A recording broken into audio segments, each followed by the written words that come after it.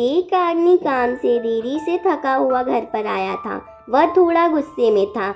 जहाँ पर घर के दरवाजे पर उनका बेटा उनकी राह देख रहा था। बेटा, पिताजी क्या मैं आपसे एक सवाल कर सकता हूँ? पिताजी, हाँ बिल्कुल, पूछो ना, क्या पूछना है?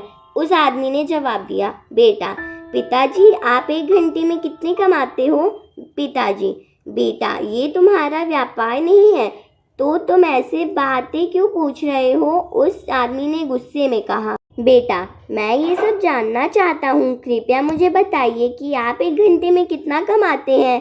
पिताजी, अगर तुम्हें जानना ही है तो सुनो, मैं एक घंटे में 100 रुपये कमाता हूँ। बेटा, अच्छा।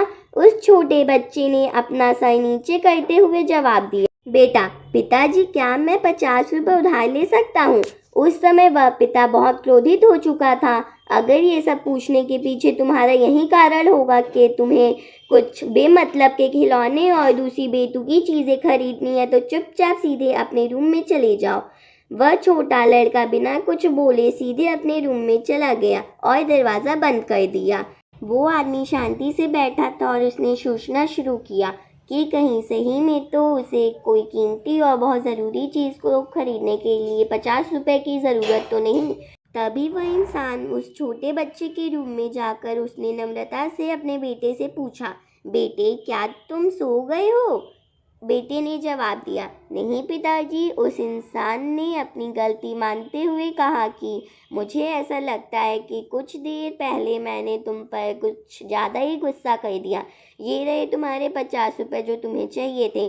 तभी वह छोटा बच्चा मुस्कुराया और कहा, धन्यवाद पिताजी। वह बहुत खुश था। तभी वह अपने तकिए के पास गया और उसने कुछ टूटे फूटे पुराने बिल्स निकाले जिसमें पहले से ही उसके पैसे रखे हुए थे। बच्चे के पिता ने देखा कि उसके पास पहले से ही पैसे थे, इसीलिए उन्होंने फिर से गुस्सा किया।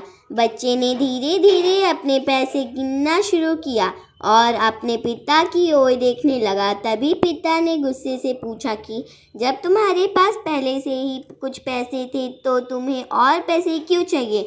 इस पर बेटे ने जवाब दिया, तब मेरे पास पर्याप्त पैसे नहीं थे, लेकिन अब मेरे पास पर्याप्त पैसे हैं। बेटे ने बड़े प्यार से कहा कि पिताजी अभी मेरे पास 100 रुपये हैं। क्या मैं आपके समय में से 1 घंटा खरीद सकता हूँ? कृपया कल 1 घंटा जल्दी घर आना, मुझे आपके साथ खाना खाना है। ये सुनते ही पिताजी सुन्न पड़ गए थे। उन्होंने तुरंत अपने बेटे को गले लगाया और अपनी गलतियों के लिए उससे माफ़ी मांगा।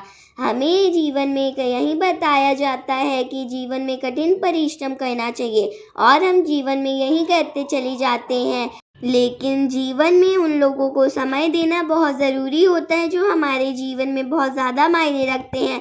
कभी कभी काम करते समय हम उन लोगों को भूल जाते हैं। हमें उन लोगों को थोड़ा समय देते रहना चाहिए जो हमारे दिल के करीब हैं। आपको अपने करीबियों को दिया हुआ एक पल आपको भविष्य में निश्चित ही सहायक साबित हो सकता है। कई बार समय ना होने की वजह से हमारे करीबी ही हमसे दूर हो जाते हैं और एक समय ऐसा आ जाता है जब जीवन में हम अकेले होते हैं और लोगों को देखकर खुद पर तरस खाने लगते हैं। अगर आपको कहानी अच्छी लगी तो मेरी वीडियो को लाइक और चैनल को सब्सक्राइब करें और कमेंट में बताएं कि आप अपने करीबियों को समय देते हैं कि नहीं।